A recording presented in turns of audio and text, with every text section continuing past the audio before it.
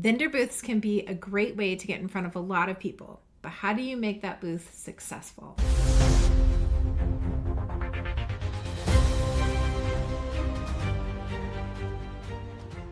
Welcome to Role Model Business, a podcast to help you grow your business, especially in the martial arts world. I'm AJ Klingerman, a Brazilian Jiu Jitsu black belt, obsessed with helping you build your business and your community. And I'm Jennifer Risser, also a Brazilian Jiu Jitsu black belt, here to learn right along with you. And today we're learning about vendor booths, I guess. Yeah, so we're about to turn a 2-hour workshop into a 20-minute podcast. Strap in. Big promises. I'm going to sip my coffee for this. Let's just take a little drink here. Everybody sip their coffee. Mm-hmm. We're going to need the energy. All right, we're locking in. Let's go. Locked in. Let's go. All right. So first you need to figure out what your objective for your booth is. Okay. Is it to build your list? Like get names, numbers, emails, whatever. Is it to sell something? Is it to actually schedule appointments? We're starting off by knowing what our objective is. That way, when we pick the show we're going to do, it can align with that. And kind of how you're gathering information or what you're actually doing at the booth. Yes. And that way, when you pick out the show, you make sure it's something that vendor or that event would allow. Yes. Okay, so we've picked our objective. Okay. Next thing is picking the show. Okay. Because probably if you're a martial arts academy and you are trying to set appointments or just get a list, you're not going to do a craft show. Okay. For us, our next vendor event is Pride. We've also done like Freedom Festival and the solar eclipse thing. When the solar eclipse came by a few years ago, we had a booth at an event then. But yeah, so we're just looking at picking out a show and what the cost is going to be for that. And are you available? Okay, that's the easy stuff, right? And the costs can range quite a bit. You know, if you're looking at doing a local event versus doing Master Worlds, those are big price differences. Okay, but it's something that we've looked at, right? It's something we've looked at for our camps, for our gear. Like, do we want to hold a booth at Jiu Jitsu Con? Probably not, but we've looked at it. It's a lot of money. It is a lot of money. And the other thing you're kind of looking at when picking your show, not just are you available, but what does the calendar look like in general? What else is happening that day that would compete with that event? You know, there are some other events that go on during Greenwood Pride, and Greenwood Pride has 17,000 people at it. Those other events aren't attended as well. So when you're choosing what event you're going to do that day, or, you know, maybe it's the same day as the Indy 500 or something, it's probably not going to have good attendance. So look at what else is going on, not just other vendor opportunities, but what are people doing in the city, right? If it's the 4th of July, they may not be at a craft fair, okay? They're probably having picnics with their family. Think about things like that. That makes sense. Okay, so now we've picked a show, we have an objective, we're in the lead up for what our booth is going to look like, okay? I highly recommend that you draw it out. Even if you're a terrible artist, kind of draw it out on paper and know what you want it to look like. Yeah, that'll help you identify like little things that you wouldn't even think of that you're going to need. Exactly. What are you going to need to put all of that together? Which brings me to like, you're going to need a checklist. Okay. So as you're drawing this out, you can start writing down things that you would need to bring with you. If that is, you're trying to collect a list, you're trying to get names, how are you bribing them to give you their name, right? We've used a spinning wheel in the past with lots of different little trinkets, things as easy as stickers and bubbles and fidgets and temporary tattoos. Kids love that. Yeah. Candy, right? It doesn't have to be expensive things, but people want to spin the wheel. They love the wheel. They love it. So now I know I need the wheel. It has to have all the parts. Including markers to write on it. Something to take it off.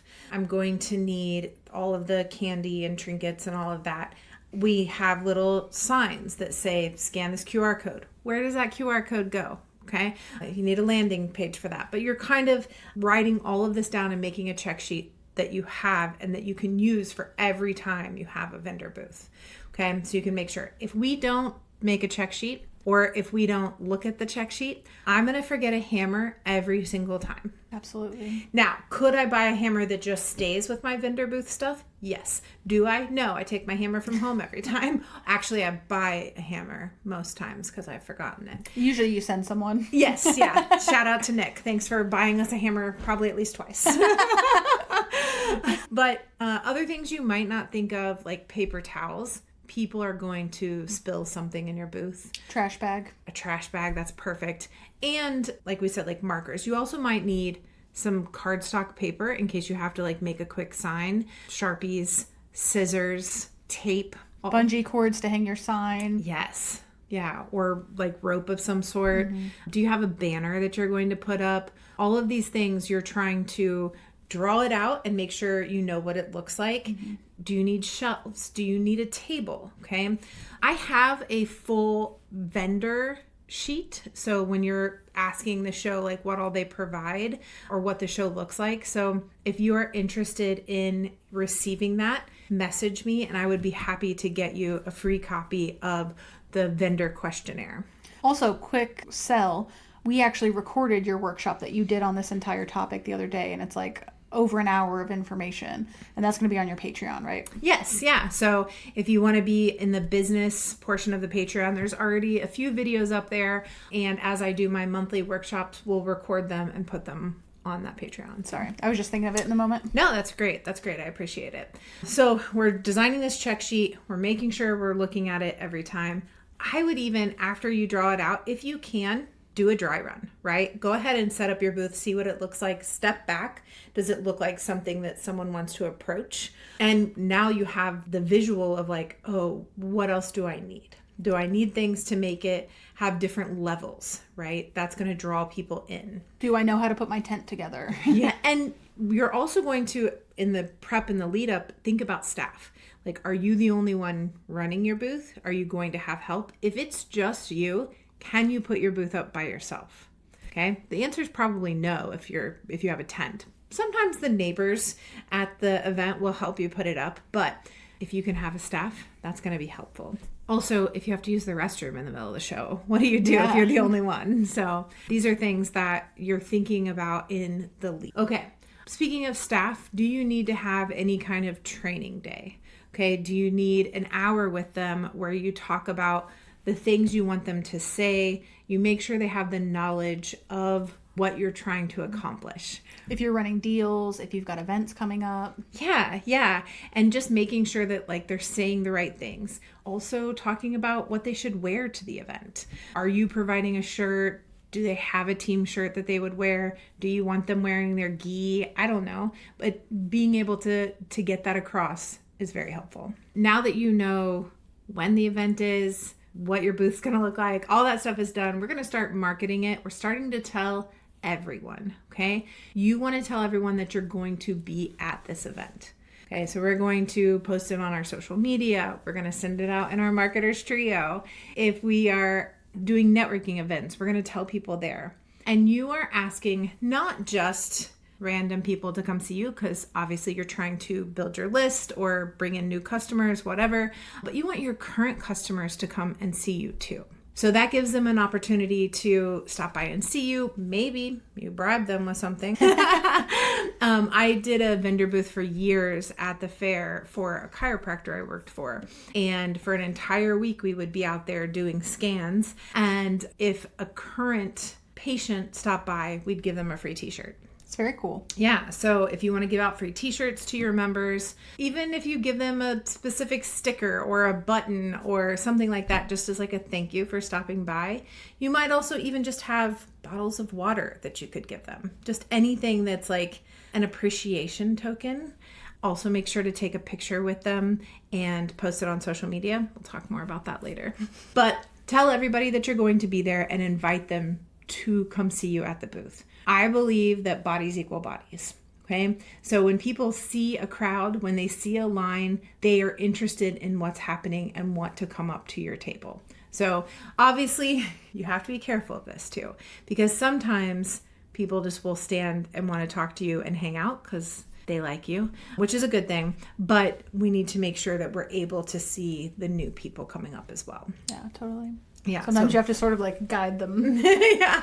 Adjust it. Let me dive into this person real fast. The next thing that you need to do in the lead up is make your orders. So any trinkets that you're getting, if you need a tent, if you need a tablecloth, if you need a table, anything like that, go ahead and order those things in plenty of time to receive them before the event. And in your check sheet, copy and paste the website that you ordered those things from. Flyers, business cards, all of that. So that when you go to do another event, what if you only do one vendor event a year? You're not going to remember where you got those stickers or where you got your flyers from. So copying and pasting that web address in your check sheet is going to really help you for future events. That's smart. That makes sense. So I think that's a good summary of all the stuff in the lead up to the event. Okay, so then we're at the event. Well, let's go with the night before first. Let's talk a little bit about the night before. Okay. The night before, I'm going to post on social media again, reminding everybody I'm going to be there. Come see me. Okay. You're going to text your staff, remind them what time to be there, what to wear, if they need to bring lunch with them or caffeine, anything like that. You're going to go ahead and remind them of all those things. You're going to pack up all of your stuff. Oh, before you pack it up though, do a systems check. Like, is everything fully charged?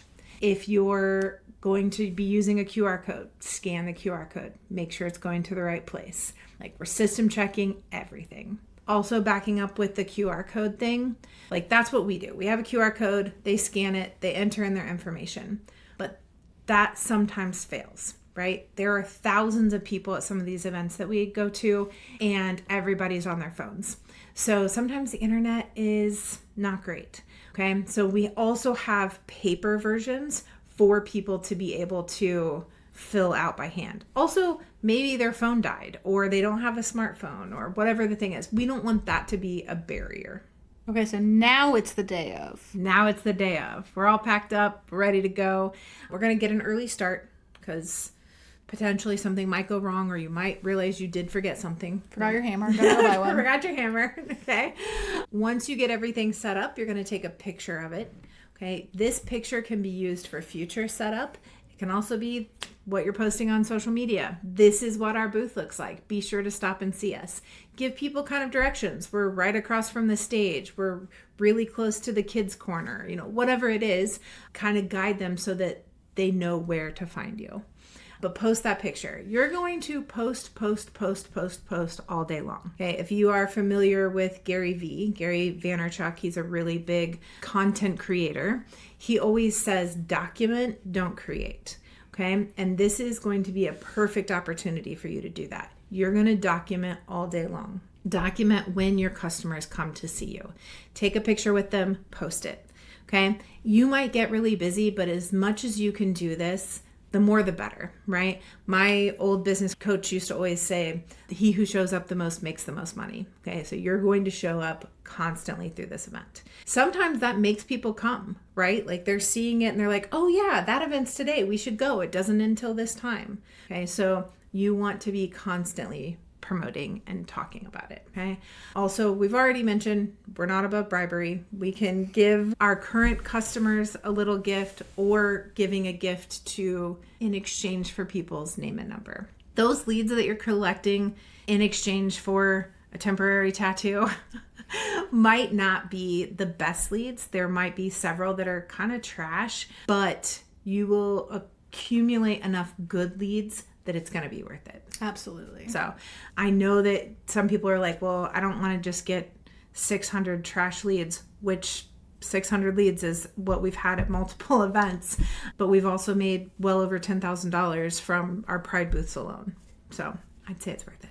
Yeah, I mean, kind of how we frame it is if we get one student to sign up, it pays for our booth, more than pays for our booth. Exactly. And that's something that we can kind of consider when we're looking at the shows, like what makes it worth it to you financially. Yeah. So, okay, quick negative Nancy moment of don'ts. Do not read, like sit and scroll on your phone, ignore people walking past. Like, you're paying good money to be there. Interact with people, okay? Which also means if you are hiring somebody else to work your booth, make sure they're going to be somebody that will interact with people and not just sit there and hope that you take the free pin. Yeah, I think about what you see when you're walking up to a booth and like what kinds of people you engage with and what kinds you don't. However, some people, they have to sit, at least for little periods. How do you navigate that? Yeah, absolutely. If you need to sit down, try to get like a taller chair. Think about like a director's chair, right? It can still be something that folds up and everything, but is higher, so you can kind of look people in the eye a little bit more. I really kind of hate the like camping chair styles because they just like slouch so much. So then you're like even more just like low and laid back, and it just doesn't have as much of a professional look to it. So if you have to sit, I understand. If you can have a higher chair, that's better. Yeah. And if you are going to be selling stuff and taking money, make sure you have plenty of change.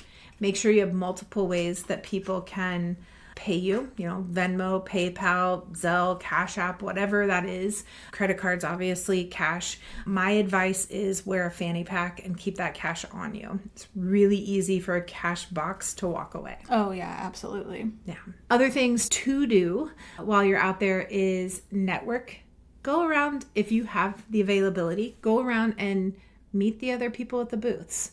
You never know when there might be some kind of joint venture. Maybe you meet a new t-shirt guy and you start getting your t-shirts from him. I mean, for us, we could meet a group that wants to do a self-defense seminar. Yeah. So you never know who you might meet, but go around and meet people. Also, look at their booths. What do you like that they're doing? What do you dislike that they're doing? And you can use that for your future booth. Take notes. That is a huge thing. We are taking notes constantly throughout the event. What do we wish we would have done? What are we going to do next year? And we make sure to look at that in time to make that happen for the next one. Also, what did we forget? What did we forget? Yep. It's on the what list. needs to go onto the check sheet. Okay. But take a lot of notes. And as you're walking around other vendors, take notes on their booths. Like, we've snapped some pictures like, I love their display. This looks really good. Or, they're giving out popsicles as their trinket. That could be a really good idea. Things like that. Just make sure to take notes that you can use for future events.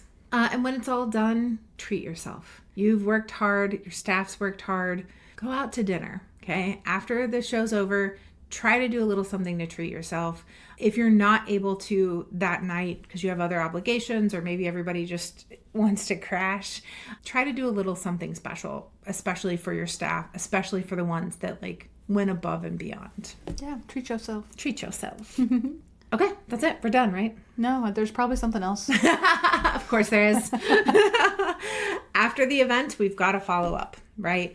People have the best intentions to come do jiu-jitsu or use your product or whatever, but they also talked to a million other vendors that day. They took your card and they threw it into a bag with a million other cards. Exactly. And then they dropped their bag at the door when they came in and they never looked at it again. So you need to make sure that you are following up with them, of course, especially if you got a list, right? This may require you to have a VA, a virtual assistant, if you don't have staff that can enter in these names and numbers. Now, if you did a QR code, hopefully those went somewhere and you're able to just pull that list. But my guess is you also have paper ones.